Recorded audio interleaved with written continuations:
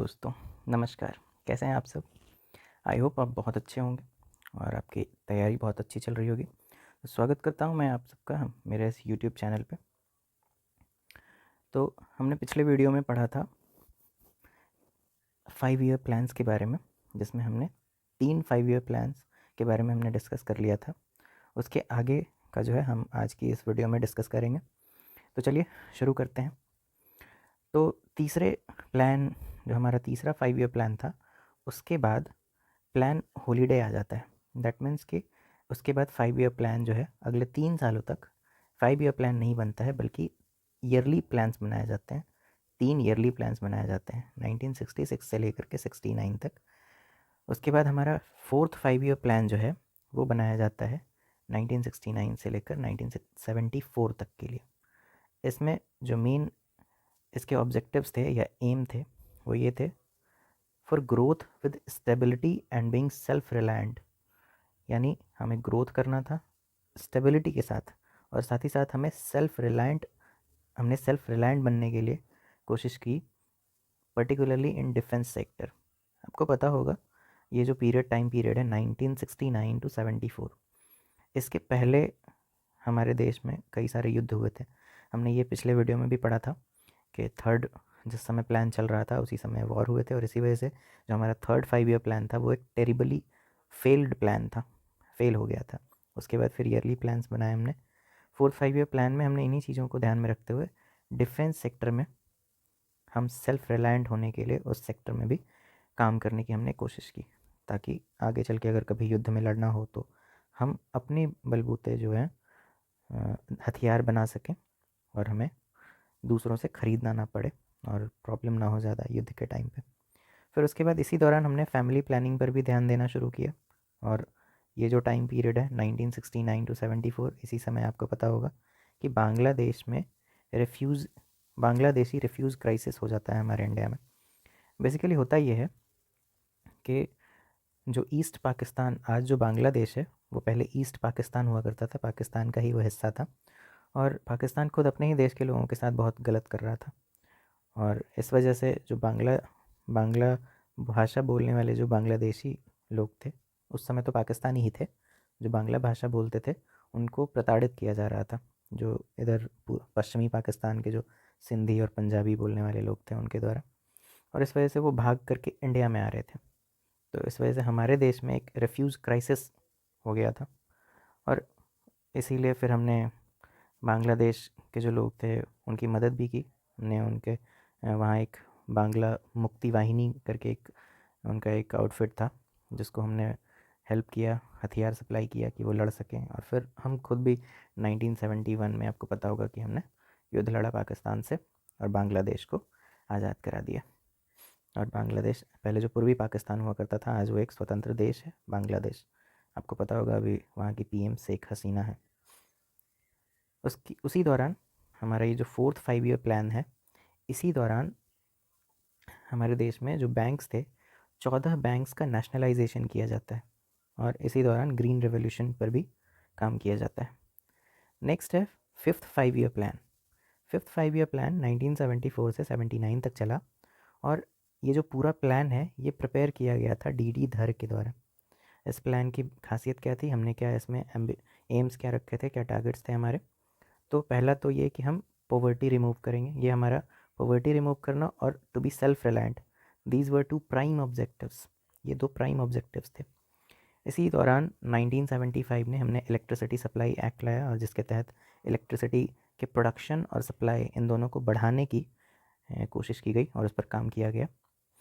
उसके बाद rolling plan एक आता है 75 के बाद। आपको पता होगा जब इंदिरा गांधी की सरकार थी और उन्होंने इमरजेंसी लगाया था, फिर लोग जो हैं वो विद्रोह करते हैं। हमारे जो लोकनायक हैं जयप्रकाश नारायण, उन्होंने बहुत बड़ी भूमिका निभाई थी। और उसके बाद जनता पार्टी की सरकार आ जाती है, तो इसीलिए फिर रोलिंग प्लान्स लाए जाते हैं, और बाकी जो प्लान्स हैं वो जनता गवर्नमेंट प्लान पुट फॉरवर्ड करती है। उसके बाद जो सिक्स्थ प्लान है, जनता गवर्नमेंट की सरकार जाने के बाद फिर सिक्स्थ प्लान जो है वो 1980 से 85 तक रहा। और इस दौरान हमने किन चीज़ों पे काम किया, हमने फिर वही रिमूवल ऑफ पॉवर्टी, साथ ही साथ हायर ग्रोथ के लिए हमने काम किया, मॉडर्न टेक्नोलॉजी को अपनाने के लिए। और मॉडर्न टेक्नोलॉजी अपनाएंगे इंडस्ट्रीज़ में और ज़्यादा से ज़्यादा इंडस्ट्रीज़ लगाएंगे तो एम्प्लॉयमेंट क्रिएट होगा और उस वजह से जो अनएम्प्लॉयमेंट है वो डिक्रीज़ होगा। इन चीज़ों पे काम किया गया हमारे 6th 5 ईयर प्लान में। अगला 7th 5 ईयर प्लान जो है 1985 से लेकर 90 तक चला। इस दौरान हमने प्रोडक्शन ऑफ फूड ग्रेन्स पर ध्यान दिया जो कि काफ़ी सक्सेसफुल भी रहा और काफ़ी इंक्रीज़ हुआ हमारा प्रोडक्शन वीट और राइस का स्पेशली। फिर उसके बाद प्लान हॉलीडे 2 सालों का रहा, यानी 2 सालों तक कोई 5 ईयर प्लान नहीं बन पाया। उसके बाद 8th 5 ईयर प्लान बनाया गया 1992 से 1997 के लिए और इसमें हमने मेनली यूनिवर्सल एजुकेशन के बारे में बात की और उसको जो हमारे यहाँ इलिटरेसी है उसको इरेडिकेट करने के लिए काम किया, यानी जितने भी लोग हैं उनको शिक्षित बनाया जा सके। खास करके जो एज ग्रुप के 15 से 35 एज ग्रुप के लोग थे उनके इलिटरेसी को इरेडिकेट करने के लिए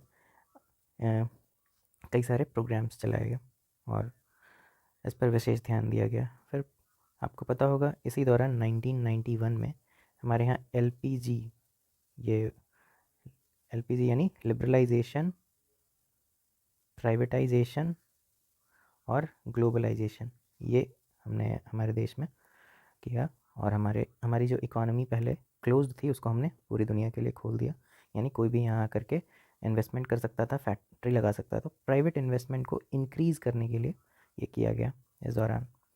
उसके बाद 9th 5 ईयर प्लान जो कि 1997 से 2002 तक चला।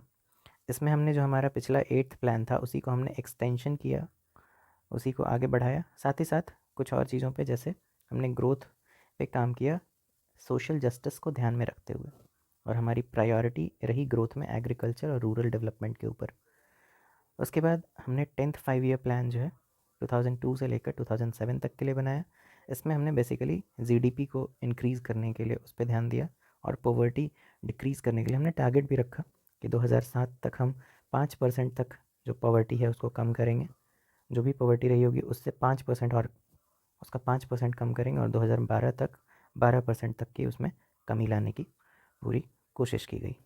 उसके बाद 11th 5 ईयर प्लान आया जो कि हमारा इसके लिए जो मेन प्रायोरिटी सेक्टर रहा वो था एजुकेशन।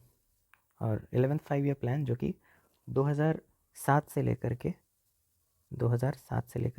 2012 तक के लिए बनाया गया था और इसमें एजुकेशन पे ख़ास करके ध्यान दिया गया और इसका थीम रखा गया था towards faster and more inclusive growth, यानी हम और तेज़ी से ग्रोथ करेंगे और इंक्लूसिव ग्रोथ यानी सबको साथ में लेकर के जो ग्रोथ हो। बाय 2009 ऑल पीपल, इसमें और कुछ टारगेट्स रखे गए कि 2009 तक जितने भी लोग हैं उनके पास सेफ़ ड्रिंकिंग वाटर का एक्सेस होना चाहिए और जो हमारा एग्रीकल्चरल और इंडस्ट्रियल और सर्विस ग्रोथ रेट्स हैं उसको बूस्ट करना है, यानी इन ग्रोथ रेट्स को और इंक्रीज़ करना है और तेज़ी से विकास हो सके उसके लिए। उसके बाद 12th 5 ईयर प्लान बनाया गया जो कि 2012 से 2017 तक के लिए था। इसमें हमने कई सारे टारगेट्स रखे, ऐसे टोटल 25 टारगेट्स रखे थे हमने कि जो रियल जीडीपी है उसको 8.2% तक हमारी जीडीपी होनी चाहिए। जो मैन्युफैक्चरिंग रेट है वो अप टू 10% होनी चाहिए। एग्रीकल्चर में 4% का इंक्रीज़, 4% तक एग्रीकल्चर का ग्रोथ रेट होना चाहिए और हायर एजुकेशन का जो एक्सेस है वो इंक्रीज़ कराना है। इनफैक्ट मोर्टेलिटी रेट जो है उसको डिक्रीज़ करना है। या फिर डीबीटी जो डायरेक्ट बेनिफिट ट्रांसफ़र, डीबीटी आपको पता होगा ये होता है डायरेक्ट बेनिफिट ट्रांसफ़र।